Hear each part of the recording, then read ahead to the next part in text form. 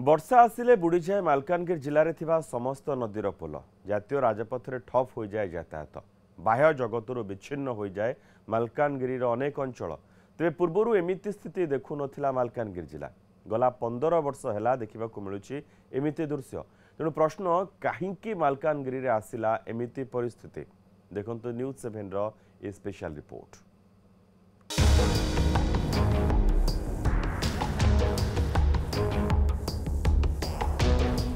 चाष जमी रे पानी पोलो उपरे पानी यातायात ठप रास्ता रे लोके हंतसंत ए हेउची रांची विजयवाड़ा 326 नंबर जातीय राजपथर दृश्य जा गोविंदपारे ठारू मोटू पर्यंत मालकानगिरी जिले में 170 किलोमीटर लंबी आउ वर्षा दिन आसिले बुड़ी जाउछि रास्ता आउ रास्ता रे थिबा पोल तेणु यह रास्ता रे 9टी हाई लेवल पोल निर्माण करने निष्पत्ति निया MV7, MV19, आमलाजोड़ी और महाराजपाली पोल निर्माण काम करुछि Chhattisgarh Shivshakti engineer works company जो व्यवहार कर 37 कोटी टंका से भली पांगाम पोटेरू काकुरकोंडा MV90, MV96 पोल काम करुला बिलासपुर ब्रिजेश अग्रवाल कंपनी 2024 जुलाई सुधा पोल निर्माण सारिया लक्ष्य रखा किंतु मात्र 50% काम सरिथा बेले ब्रिजेश अग्रवाल कंपनी काम अधारू छाड़ी चली जाइछि फल लोके नाही नथिबा समस्यार सम्मुखीन होउछंती।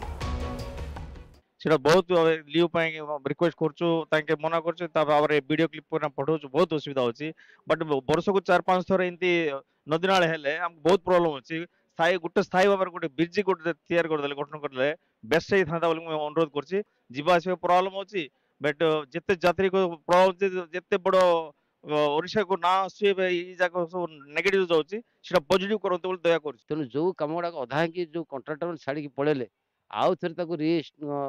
एस्टिमेट करा पुणी टेंडर करा तेणु यही जो अवस्था भोगुंची मलकानगिरी जिलावासी प्रतिवर्ष यहाँ हूँ मनुष्यकृत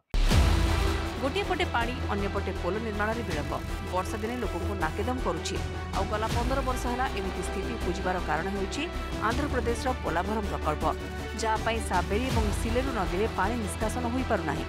साबेरी फुलिबा जोगु साबेरीर शाखा नदी पोटेरू पांगाम काकुरकोंडा नदी मध्य फुलुछि जहाँ मोटू अंचल में बन्या परिस्थिति सृष्टि करुछि।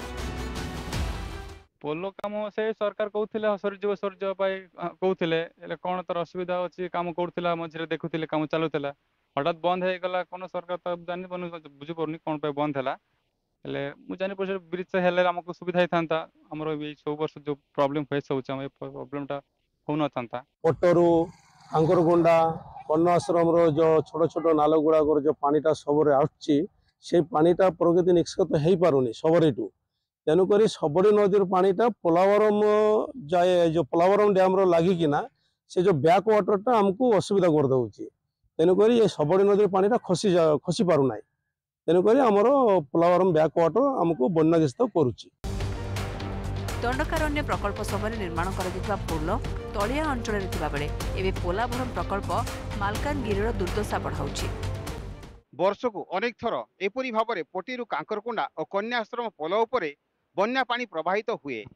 हेले दीर्घ 5 वर्ष धरी यही सब स्थान रे हाई लेवल पोल निर्माण चली आज पर्यंत शेष हबार ना धरू नाही याकू सरकार उदासीनता कहिबा ना जिला प्रशासन अवहेला ताहा बुझी हेउ नाही।